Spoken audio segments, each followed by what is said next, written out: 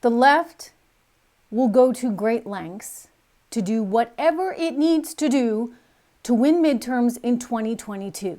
Let's just get that out there. This is political hardball. Hello, everyone. Welcome to the Trish Regan Show. I'm Trish. It's good to have you here with me. Just a quick reminder, if you're watching on Rumble or YouTube or Locals, make sure that you subscribe. It's really important because this is the only way we can really connect with each other if you are subscribed. If you're listening on Apple iTunes or Spotify or wherever you get your podcasts, do make sure that you have subscribed to the audio version of this podcast as well. But I want to get back to here what's actually going on, because they want to make sure that they have the ability to mail in ballots. All right. Now, I've told you repeatedly my concerns about mail-in ballots and by allowing that just, in a blanket fashion federally all over the country for everybody to just mail it in. It is ripe for problems. All right. And you don't need to be a rocket scientist to figure that one out. Now, I've said before, two can play that game, right? And if that's what it's really going to be, then the ground game needs to improve among conservatives.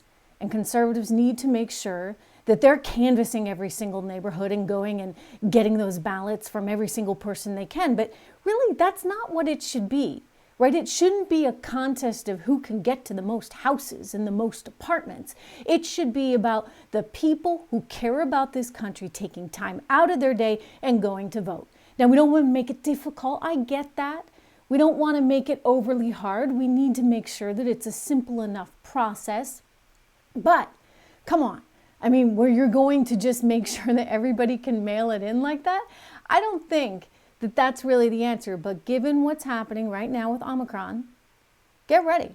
I said this before.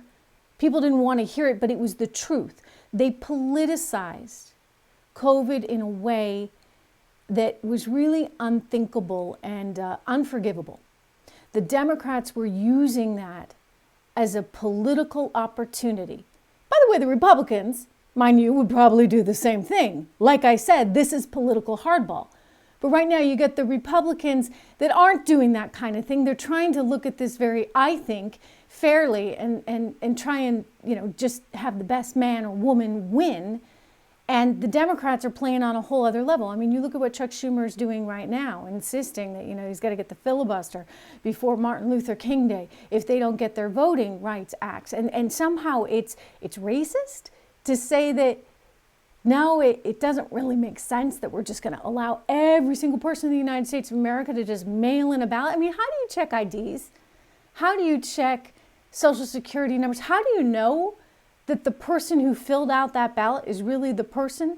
I'm still naive enough that I think you ought to show an ID when you go to vote. The concept, and this used to really get me when I lived in New York City, I'd always bring my ID every single time because I'm like, surely they'll need this, right? And they never did, of course, because somehow it's racist to ask for IDs. But I don't get the logic, given that now they're trying to card everybody to go into a restaurant in New York City or into a building in New York City or a store or a movie in New York City. So if you have to be carded for that, then shouldn't you be carded to vote, right? Just to play fair.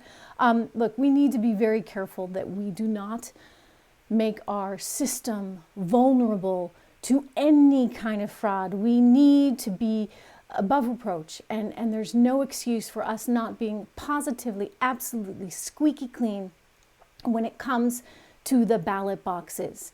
So Republicans, conservatives, and independents, frankly, really need to stand up here for what's right and not be bullied by the likes of Chuck Schumer. I want to get to another story that's happening down in Texas. It's as though there's a kind of new civil war, if you would, brewing there in Texas. I have to be very careful with my language because, on some of these platforms, they may misinterpret what I'm saying. I've had it misinterpreted before, certainly, by the mainstream media when I suggested that there was a kind of Civil War 2.0 brewing. Of course, when the New York Times said it, it was perfectly fine. But when Trish Regan says it, a whole other ballgame. It's another reason why I do want you to make sure that you are subscribed to this podcast directly, so we have that connection. You can go to my website, trishintel.com, and sign up for my email. That way you'll get it delivered to you every day. Or sign up for my channel on Rumble, as well as become a supporter on Locals, which is part of Rumble, actually. And we can kind of talk directly there, and you can have a direct connection to me. So I encourage you to do that. It's trishregan.locals.com.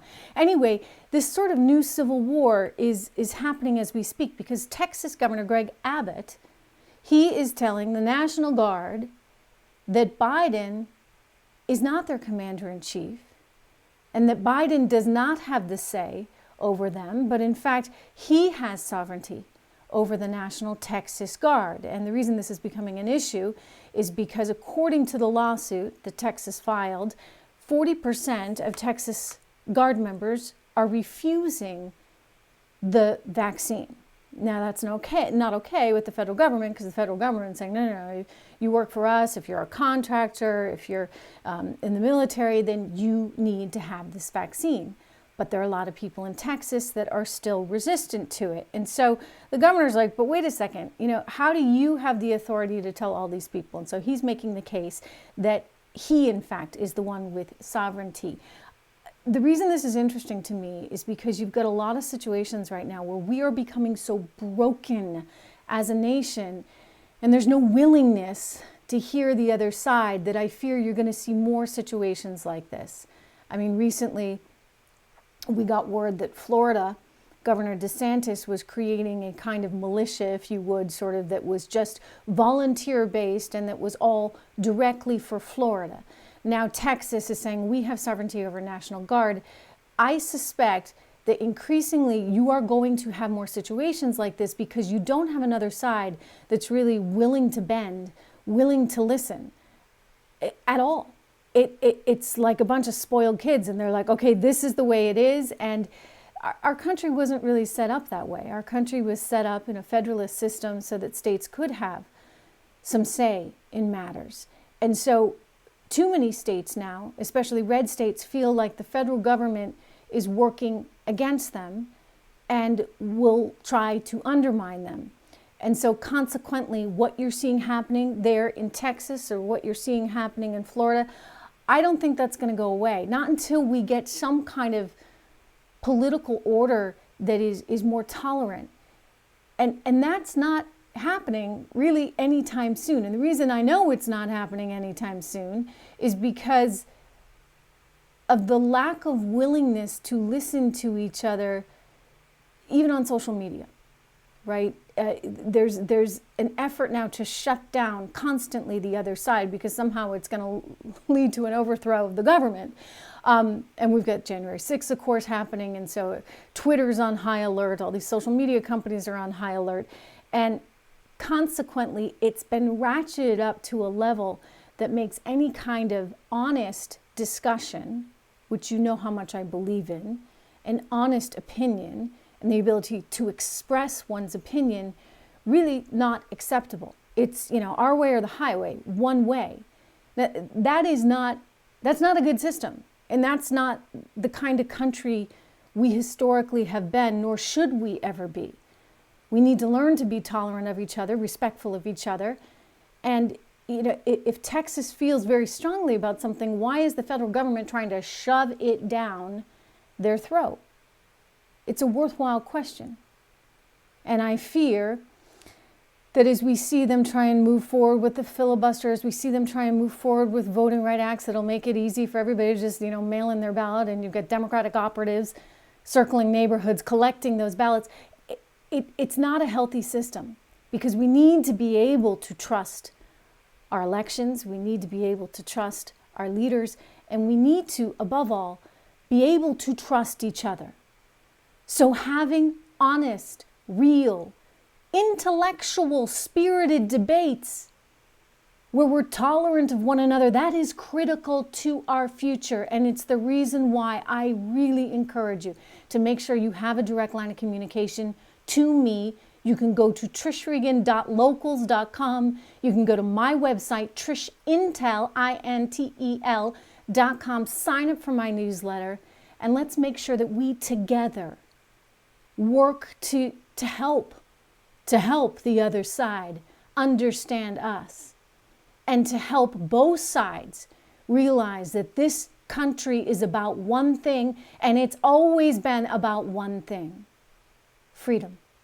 Thank you so much for listening. I'll see you back here tomorrow.